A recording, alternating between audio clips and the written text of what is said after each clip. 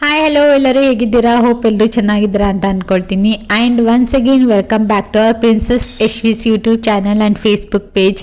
So ನೋಡಿ, ನಮ್ಮ ಪುಟಾಣಿ ಕಾರಲ್ಲಿ ಆರಾಮ್ಸೆ ಹಿಂದೆ ಸೀಟಲ್ಲಿ ನಿಂತ್ಕೊಂಡು ಇಡೀ ಬ್ಯಾಂಗ್ಳೂರ್ನ ಹೇಗೆ ನೋಡ್ತಾ ಇದ್ದಾಳೆ ಅಂತ. ಅವಳಿಗೆ ಕೂತ್ಕೊಂಡ್ರೆ ಕಾಣೋದಿಲ್ಲ. ಸೊ ಹಾಗಾಗಿ ಆ್ಯಂಡ್ ಹಾಗೆ ಲಾಂಗ್ ಜರ್ನಿ ಏನಾದ್ರು ಇದ್ದರೆ ನಾನು ಹಿಂದೆನೇ ಕೂತ್ಕೊಳ್ತೀನಿ ನಮ್ಮ ಪುಟಾಣಿಗೆ ಕೂರಿಸ್ಕೊಂಡು. ಸೊ ಆವಾಗ ಈ ಥರ ನಿಂತ್ಕೊಂಡು ಅವಳು ನೋಡಿ ಎಂಜಾಯ್ ಮಾಡ್ತಾಳೆ. ಇನ್ನು ಇವತ್ತು ಸಂಡೇ ನಮ್ಮದು 2 ಫಂಕ್ಷನ್ ಅಟೆಂಡ್ ಮಾಡೋ ಅಂಥದ್ದಿದೆ. ಸೊ ಒಂದು ನಮ್ಮ ಬ್ಯಾಂಗ್ಳೂರಲ್ಲೇ ಒಂದು ಮನೆ ಓಪನಿಂಗ್ ಫಂಕ್ಷನ್ ಇದೆ ಆ್ಯಂಡ್ ಇನ್ನೊಂದು ಆಂಧ್ರದಲ್ಲಿದೆ. ಸೊ ಹಾಗಾಗಿ ಫಸ್ಟು ನಾವು ಇಲ್ಲೇ ಬ್ಯಾಂಗ್ಳೂರು ಎಲೆಕ್ಟ್ರಾನಿಕ್ ಸಿಟಿಯಲ್ಲಿ ಮನೆ ಕಟ್ಸಿರೋದು ಓಪನಿಂಗ್ ಫಂಕ್ಷನ್ ಇತ್ತು, ನಮ್ಮ ಹಸ್ಬೆಂಡ್ನ ರಿಲೇಟಿವ್ದು. ಸೊ ಹಾಗಾಗಿ ಬಂದಿದ್ವಿ. ಆ್ಯಂಡ್ ಇದು ಕಂಪ್ಲೀಟ್ ರೆಂಟಲ್ ಪರ್ಪಸ್ಗೆ ಕಟ್ಟಿರೋದ್ರಿಂದ ಸೊ ಅವರು ನೈಟ್ ಎಲ್ಲ ಇಟ್ಕೊಂಡು ಕಂಪ್ಲೀಟ್ ಗೃಹ ಪ್ರವೇಶ ಥರ ಇಟ್ಕೊಂಡಿರಲಿಲ್ಲ. ಸೊ ಮಾರ್ನಿಂಗು ಸತ್ಯನಾರಾಯಣ ಸ್ವಾಮಿ ಪೂಜೆ ಆ್ಯಂಡ್ ಹಾಗೆ ನವಗ್ರಹ ಪೂಜೆ ಮತ್ತು ಹೋಮ ಇಟ್ಕೊಂಡಿದ್ರು, ಗಣ ಹೋಮ ಮಾಡ್ತಾರಲ್ವ, ಸೊ ಅದನ್ನು ಇಟ್ಕೊಂಡಿದ್ರು ನಾವು. ಸೊ ಹಾಗಾಗಿ ಇನ್ನೊಂದು ಕಡೆ ಮತ್ತೆ ಫಂಕ್ಷನ್ ಅಟೆಂಡ್ ಮಾಡಬೇಕಾಗಿತ್ತು ಅಂತ ಹೇಳಿ ಸೊ ಬೆಳಿಗ್ಗೆನೇ ಬೇಗ ಒಂದು 9 o'clock ಅಷ್ಟೊತ್ತಿಗೆ ಅಲ್ಲಿ ರೀಚ್ ಆದ್ವಿ. ಹಾಗೆ ಪೂಜೆ ಎಲ್ಲ ನಡೀತಾ ಇತ್ತು, ನವಗ್ರಹ ಪೂಜೆನೆಲ್ಲ ಮಾಡ್ತಾಯಿದ್ರು. ಸೊ ನಾವು ಒಂದು ಸ್ವಲ್ಪ ಹೊತ್ತು ಕೂತ್ಕೊಂಡು ಆ ಕಂಪ್ಲೀಟ್ ಪೂಜೆ ಆದಮೇಲೆ ಮತ್ತೆ ಹೋಮ ಸ್ಟಾರ್ಟ್ ಮಾಡಿದ್ರು.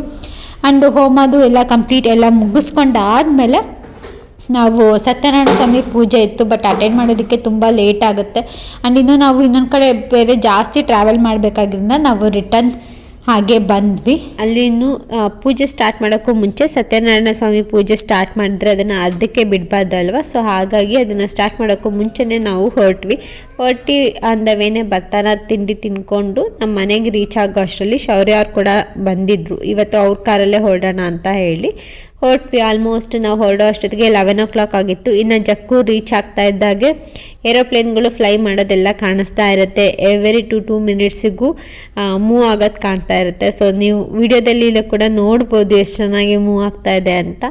ಇನ್ನು ಇವತ್ತು ನಮ್ಮ ಕಾರಲ್ಲಿ ನಮ್ಮ ಪುಟಾಣಿ ಅವಳ ಡಿಪ್ಪಿನ ಮರ್ತು ಬಂದುಬಿಟ್ಟಿದ್ಲು. ಸೊ ಹಾಗಾಗಿ ಇವತ್ತು ಅವಳಿಗೆ ಟಾಯ್ ಥರ ಎದ್ದು ಸಿಕ್ಕಿದ್ದು ಅವರ ಶೌರ್ಯಕ್ಕನೇ.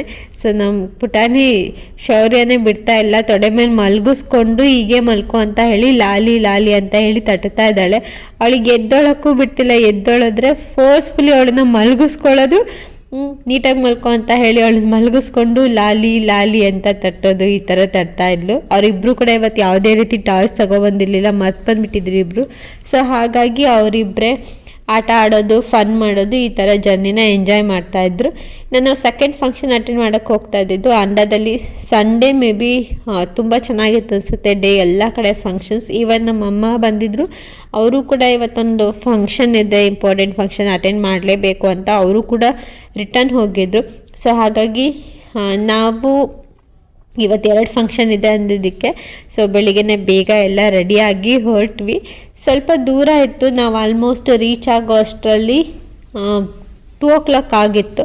ಸೊ ಅಲ್ಲಿ ನೋಡ್ಬೋದು ಮೇನ್ ರೋಡಿಂದ ಸ್ವಲ್ಪ ಇನ್ನೂ ಒಳಗೆ 16 kilometers ಇತ್ತು. ಈ ಥರ ಆಫ್ ರೋಡಿಂಗ್ ಎಲ್ಲ ಇತ್ತು, ಚೆನ್ನಾಗಿತ್ತು. ಇದು ಅಂಡರ್ ಸೈಡ್ ಬರುತ್ತೆ. ಸ್ವಲ್ಪ ಬಿಸಿಲು ಜಾಸ್ತಿ ಹಾಗೆ ಹೀಗೆ ಅಂತ ಹೇಳಿ ಫುಲ್ಲು ಎಲ್ಲ ಸ್ವೆಟ್ ಆಗ್ತೀರಾ ಅಂತ ಹೇಳಿ ಎಲ್ಲ ಹೇಳ್ತಾಯಿದ್ರು. ಆ್ಯಂಡ್ ಇಲ್ಲಿ ಕಡಲೆಕಾಯಿ ಗಿಡಗಳೆಲ್ಲ ಜಾಸ್ತಿ ಬೆಳೀತಾರಂತೆ.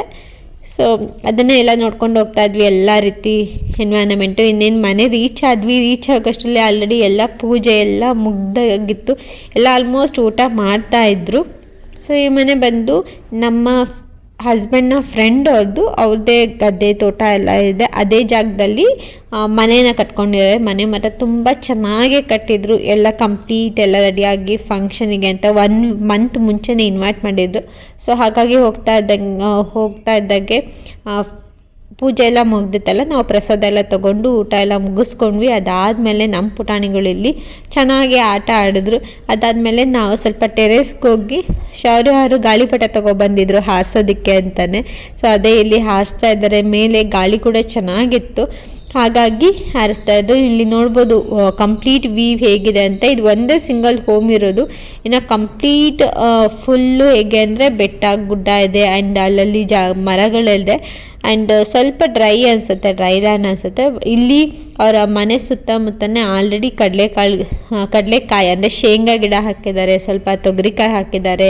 ಆ್ಯಂಡ್ ಹಾಗೆ ಇನ್ನೂ ಏನೇನೋ ಬೆಳೆದಿದ್ರು, ತುಂಬ ಚೆನ್ನಾಗಿತ್ತು ನೋಡೋದಕ್ಕೆ. ಆಲ್ಮೋಸ್ಟ್ ನಾವು ಒಂದು 1/2 hour ಈ ಥರ ಮೇಲಿಂದ ನಿಂತ್ಕೊಂಡು ವ್ಯೂನ ಎಲ್ಲ ನೋಡ್ಕೊಳ್ತಾ ಹಾಗೆ ಗಾಳಿಪಟ ಹಾರಿಸ್ಕೊಳ್ತಾ ಟೈಮ್ನ ಸ್ಪೆಂಡ್ ಮಾಡ್ತಾ ಇದ್ವಿ. ಇನ್ನು ಈ ಪುಟ್ಟು ಮಕ್ಕಳನ್ನ ಹೊರಗಡೆ ಕರ್ಕೊಂಡು ಹೋಗೋದಾಗ ಒಂದು ಬಿಗ್ ಟಾಸ್ಕ್ ಅಂದರೆ ಊಟ ಮಾಡಿಸೋದು. ಮನೇಲಿ ಹೇಗಿದ್ರು ಹಾಗೆ ಹೀಗೆ ಮಾಡ್ಕೊತ ಟಿ ವಿ ತೋರಿಸ್ಕೊತ ಏನೋ ಒಂದು ರೀತಿಲಿ ಊಟ ಮಾಡಿಸ್ಬೋದು. ಬಟ್ ಹೊರಗಡೆ ಕರ್ಕೊಂಡು ಹೋದಾಗ ಇವರಿಗೆ ಊಟ ಮಾಡಿಸೋದೇ ಒಂದು ದೊಡ್ಡ ಟಾಸ್ಕ್ ಆಗಿರುತ್ತೆ. ಕರೆಕ್ಟಾಗಿ ಟೈಮ್ ಟು ಟೈಮ್ ಊಟವಂತೂ ಮಾಡೋದೇ ಇಲ್ಲ. ಹಾಗಾಗಿ ಅವ್ರ ಮನೇಲಿ ಖಾರ ಎಲ್ಲ ಮಾಡಿಸಿದ್ರು. ಅವ್ರ ಮನೇಲಿ ತುಂಬ ಮಕ್ಕಳಿದ್ದಾರೆ. ಸೊ ಹಾಗಾಗಿ ಅವರೆಲ್ಲ ತಿಂತಾ ಇದ್ದಿದ್ದು ನೋಡಿ ನಮ್ಮ ಪುಟಾಣಿನೂ ಖಾರ ಬೇಕು ಅಂತ ಹೇಳಿ ಹಾಕ್ಸ್ಕೊಂಡು ಬಂದು ಆರಾಮ್ಸೆ ಕುತ್ಕೊಂಡು ತಿಂತಾ ಇದ್ದಾಳೆ. ಇನ್ನು ಬೇರೆಯವರೆಲ್ಲ ಗಾಳಿಪಟ ಹಾರಿಸ್ತಾ ಇದ್ರು. ನಮ್ಮ ಪುಟಾಣಿ ಗಾಳಿಪಟ ಅನ್ನೋದು ಮೊದಲನೇ ಟೈಮ್ ನೋಡ್ತಾ ಇರೋದು ಹಾರಿಸೋದು ಹೇಗೆ ಅಂತ. ಅವಳಿಗೆ ಹಾರ್ಸೋಕ್ಕೆ ಬರ್ತಿರ್ಲಿಲ್ಲ. ಸೊ ಹಾಗಾಗಿ ಆ ದಾರದನ್ನ ಇಟ್ಕೊಂಡು ಆ ರೀಲ್ನೇ ಸುತ್ತಾ ಇದ್ಲು. ಸೊ ಚೆನ್ನಾಗಿ ಕಾಣಿಸ್ತಾ ಇತ್ತು ಗಾಳಿಪಟ ಹಾರಿಸೋದು. ಯೂಶಲಿ ನಾನು ಬಿಫೋರ್ ಮ್ಯಾರೇಜ್ ಯಾವ್ದಾದ್ರು ಫಂಕ್ಷನ್ಸ್ ಇದ್ದರೆ ಅಷ್ಟು ಅಟೆಂಡ್ ಮಾಡ್ತಾ ಇರಲಿಲ್ಲ. ಆಫ್ಟರ್ ಮ್ಯಾರೇಜ್ ಅಂತೂ ಎಲ್ಲ ಫಂಕ್ಷನ್ಸ್ ಎಲ್ಲನೂ ಚೆನ್ನಾಗಿ ಅಟೆಂಡ್ ಮಾಡ್ತಾ ಇದ್ದೀನಿ. ಒಂಥರ ಗೆಟ್ ಟುಗೆದರ್ ಎಲ್ಲ ಇದ್ದರೆ ತುಂಬ ಚೆನ್ನಾಗಿರುತ್ತೆ. ಈಗಂತೂ ಮಕ್ಕಳಿರೋದ್ರಿಂದ ನಮಗೆ ಯಾವ ಫಂಕ್ಷನಿಗೆ ಹೋದ್ರೂ ಫುಲ್ ಬ್ಯುಸಿ. ಎಲ್ಲ ಟೈಮು ಕೆಲವೊಂದು ಟೈಮು ಮಕ್ಕಳು ಇರೋಕ್ಕಿಂತ ಮುಂಚೆ ಯಾವ್ದಾದ್ರು ಫಂಕ್ಷನ್ಗೆ ಹೋದ್ರೆ ಸ್ವಲ್ಪ ಬೋರಿಂಗ್ ಅಂತ ಅನ್ನಿಸ್ತಾ ಇತ್ತು. ಬಟ್ ಮಕ್ಕಳಿರೋದ್ರಿಂದ ಯಾವ ಫಂಕ್ಷನ್ ಕೂಡ ಬೋರಿಂಗ್ ಅನಿಸಲ್ಲ. ಅದೇ ಒಂಥರ ಎಂಜಾಯ್ಮೆಂಟ್ ತುಂಬ ಚೆನ್ನಾಗಿರುತ್ತೆ.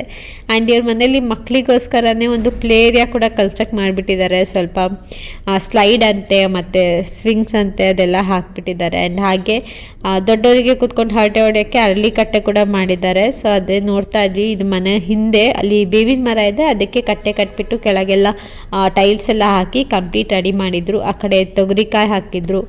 ಸೊ ಮೇಲ್ಗಡೆಯಿಂದ ಎಲ್ಲ ಕಂಪ್ಲೀಟ್ ಅದನ್ನೇ ನೋಡ್ತಾ ಇದ್ವಿ ಎಲ್ಲೆಲ್ಲಿ ಏನೇನು ಹಾಕಿದ್ದಾರೆ ಅಂತ.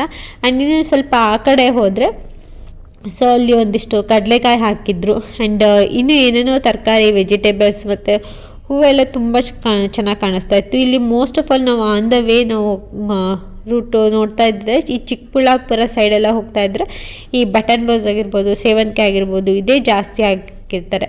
ನಾವು ಮೇಲ್ಗಡೆಯಿಂದ ನೋಡಿದ್ವಲ್ಲ, ಚೆನ್ನಾಗಿ ಅನ್ನಿಸ್ತಾ ಇತ್ತು. ಸೊ ಹಾಗಾಗಿ ಸ್ವಲ್ಪ ಹತ್ತಿರ ಹೋಗಿ ನೋಡೋಣ ಅಂತ ನೋಡ್ತಾ ಇದ್ವಿ. ಆ್ಯಂಡ್ ಹಾಗೆ ಅಲ್ಲಿ ಹೋಗ್ತಾ ಇದ್ದಾಗೆ ಮಕ್ಕಳಿದ್ರಲ್ಲ, ಸೊ ಮಕ್ಕಳಿಗೆ ನೀರಲ್ಲಿ ಆಟ ಆಡಲಿ ಅಂದ್ಬಿಟ್ಟು ಅಲ್ಲಿ ನೀರು ಕೂಡ ಪಂಪ್ ಸೆಟ್ಟೆಲ್ಲ ಆನ್ ಮಾಡಿದ್ರು. ಸೊ ನೀರು ಬಿಟ್ಟ ತಕ್ಷಣ ನಮ್ಮ ಮಕ್ಕಳು ಅಲ್ಲಿಗೆ ಜಂಪ್ ಮಾಡ್ಕೊಂಡು ಆಟ ಆಡೋಕ್ಕೆ ಅಂತ ಶುರು ಮಾಡಿದ್ರು. ಇಲ್ಲಿ ನೋಡ್ಬೋದು ಎಷ್ಟು ಚೆನ್ನಾಗಿ ಕಾಣಿಸ್ತಾ ಇದೆ. ಈ ಸೇವಂತಿಗೆ ಹೂವೆಲ್ಲ ಚೆನ್ನಾಗಿ ಹಾಕಿದ್ದಾರೆ. ಮನೆ ಸುತ್ತ ಕೂಡ ಹಾಕಿದ್ದಾರೆ, ದೂರ ದೂರ ಕೂಡ ಹಾಕಿದ್ದಾರೆ. ಒಂದೊಂದು ಲೈನ್ ಫುಲ್ಲು ಅದು ಎಲ್ಲ ಕೂಡ ಯೆಲ್ಲೋ ಕಲರ್ ತುಂಬ ಚೆನ್ನಾಗಿ ಕಾಣುತ್ತೆ. ದೂರದಿಂದನೂ ಅಷ್ಟೇ ಚೆನ್ನಾಗಿ ಕಾಣುತ್ತೆ. ಆ್ಯಂಡ್ ಇನ್ನು ನಾನು for the very first time watermelon ಬಿಟ್ಟಿರೋದು ನೋಡ್ತಾ ಇರೋದು. ಪುಟ್ಟಿಗೆ ಸಣ್ಣ ಪುಟ್ಟು ಕಾಯಿ ಥರ ಎಷ್ಟೊಂದು ಬಂದಿದೆ. ಹಾಗೆ ಅದ್ರ ಜೊತೆಗೆ ಇಲ್ಲಿ ಹೂಕೋಸ್ ಕೂಡ ಹಾಕಿದ್ದಾರೆ. ಒಂದೊಂದು ಲೈನ್ ಕರೆಕ್ಟಾಗಿ ಮಾಡಿಬಿಟ್ಟು ಹಾಕಿದ್ದಾರೆ. ಆ್ಯಂಡ್ ಮಿಡಲಲ್ಲಿ ತೆಂಗಿನ ಮರಗಳೆಲ್ಲ ಹಾಕಿದ್ದಾರೆ. ಆ್ಯಂಡ್ ಮೊದಲೇ ಪ್ಲ್ಯಾನ್ ಮಾಡಿ ಅವರು ಮನೆ ಸುತ್ತ ಆಗಿರ್ಬೋದು ಆ್ಯಂಡ್ ಹಾಗೆ ಯಾವ ಪ್ಲೇಸಲ್ಲಿ ಯಾವ್ಯಾವ ಮರ ಬೇಕು ಅಂತ ಎಲ್ಲ ಆಲ್ರೆಡಿ ಪ್ಲ್ಯಾನ್ ಮಾಡಿ ಮನೆ ಕನ್ಸ್ಟ್ರಕ್ಷನ್ ಸ್ಟಾರ್ಟ್ ಮಾಡಿದ್ದಾಗಲೇ ಹಾಕಿದ್ರಂತೆ. ಆ್ಯಂಡ್ ಇದೇ ವೆರಿ ಫಸ್ಟ್ ಟೈಮ್ ನಾನು ವಾಟರ್ ಮೆಲನ್ ನೋಡಿರೋದು. ಇಷ್ಟಿಷ್ಟೇ ಪುಟಾಣಿಗಿದೆ ನೋಡಿ, ಎಷ್ಟು ಚೆನ್ನಾಗಿ ಬರ್ತಾ ಇದೆ. ಇನ್ನು ನಾವು ಅದೆಲ್ಲ ನೋಡ್ತಾ ಇದ್ರೆ ನಮ್ಮ ಪುಟ್ಟ ಮಕ್ಕಳು ಇಲ್ಲಿ ಚೆನ್ನಾಗಿ ಆಟ ಆಡ್ತಾಯಿದ್ರು ನೀರಲ್ಲಿ. ನಮ್ಮ ಪುಟ್ಟನಿಗೆ ಗಲೀಜಿದ್ರೆ ಆಗಲ್ಲ, ಅವಳಿಗೆ ಸ್ವಲ್ಪನೂ ಕೈ ಕಾಲು ಏನು ಗಲೀಜಾಗಬಾರ್ದು. ಹಾಗಾಗಿ ಅವರಿಬ್ಬರು ಚೆನ್ನಾಗಿ ಆಟ ಆಡ್ತಾಯಿದ್ರು. ಇವಳು ಆಟ ಆಡಬೇಕೋ ಬೇಡೋ ಅಂತ ಅಟ್ಲೀಸ್ಟ್ ಅವ್ರು ಆಟ ಆಡ್ತಿದ್ದಾರಲ್ಲ ಅಂತ ಒಂದು ಸ್ವಲ್ಪ ನೋಡಿ ಇಳ್ದಿದ್ಲಷ್ಟೇ. ಒಬ್ಬಳೇ ಇದ್ದರೆ ಮಾತ್ರ ಈ ಥರ ಎಲ್ಲ ಆಟ ಆಡೋದೇ ಇಲ್ಲ. ಅವಳಿಗೆ ಕಾಲೆಲ್ಲ ಮತ್ತು ಗಲೀಜಾದರೆ ಶೀಶಿ ಅಂತಾಳೆ. ಬಟ್ ಎಲ್ಲ ಜೊತೆಗಿದ್ದಾಗ ಎಂಜಾಯ್ ಮಾಡೋದೇ ಖುಷಿ ಆಗುತ್ತೆ. ಚೆನ್ನಾಗಿ ಎಂಜಾಯ್ ಮಾಡ್ತಾಯಿದ್ರು. ನಾವು ಹಾಗೆ ಮಕ್ಕಳೆಲ್ಲ ಆಟ ಆಡಿದ್ಮೇಲೆ ನಾವು ರಿಟರ್ನ್ ಹೊರಟ್ವಿ. ಆಲ್ಮೋಸ್ಟ್ 5 o'clock ಆಗಿತ್ತು. ಕಾರಲ್ಲಿ ಬರ್ತಾ ಇದ್ದಾಗೆ ನಮ್ಮ ಮಕ್ಕಳು ಜೋರಾಗಿ ನಿದ್ದೆ ಸ್ಟಾರ್ಟ್ ಮಾಡಿದ್ರು. ಆ್ಯಂಡ್ ಇನ್ನು ಈ ಹೈವೇಗಳಲ್ಲಿ ಎಲ್ಲರೂ ಓಡಾಡಬೇಕಾದ್ರೆ ತುಂಬಾ ಸೇಫಾಗಿ ಹೆಲ್ಮೆಟ್ ಎಲ್ಲ ಹಾಕ್ಕೊಂಡು ಕರೆಕ್ಟ್ ಸ್ಪೀಡ್ ಲಿಮಿಟ್ನ ಫಾಲೋ ಮಾಡ್ಕೊಂಡು ಹೋಗಿ. ಏಕೆಂದರೆ ಬರ್ತಾ ನಾವು ಒಂದು ಆಕ್ಸಿಡೆಂಟ್ ಕೂಡ ನೋಡಿದ್ವಿ. ಅದು ಸ್ಪಾಟ್ ಡೆತ್ ಆಗಿತ್ತು ಅನಿಸುತ್ತೆ. ಮೇ ಬಿ ಸೈಡಲ್ಲಿ ಮಲ್ಕಿಸಿರು ಫುಲ್ ಬಾಡಿ ಬ್ಲಡ್ ಆಗಿಬಿಟ್ಟಿತ್ತು. ಅದನ್ನು ನೋಡಿಬಿಟ್ಟು ಒಂಥರ ಹೆದರಿಕೆನೇ ಆಯಿತು. ಸೊ ಎಸ್ ಫ್ರೆಂಡ್ಸ್, ಇದಾಗಿತ್ತು ನಮ್ಮ ಸಂಡೇ ಲಾಗ್. ಹೋಪ್ ಈ ವಿಡಿಯೋ ಎಲ್ಲರಿಗೂ ಇಷ್ಟ ಆಗಿದೆ ಅಂತ ಅಂದ್ಕೊಳ್ತೀನಿ. ಇಷ್ಟ ಆಗಿದ್ರೆ ಪ್ಲೀಸ್ ಒಂದು ಲೈಕ್ ಮಾಡಿ, ಶೇರ್ ಮಾಡಿ, ಹಾಗೆ ಸಬ್ಸ್ಕ್ರೈಬ್ ಮಾಡೋದನ್ನು ಮರಿಬೇಡಿ. ನಾನು ನಿಮಗೆ ಸಿಗ್ತೀನಿ ಮುಂದಿನ ಲಾಗಲ್ಲಿ. ಅಲ್ಲಿವರೆಗೂ take care, bye and have a nice day.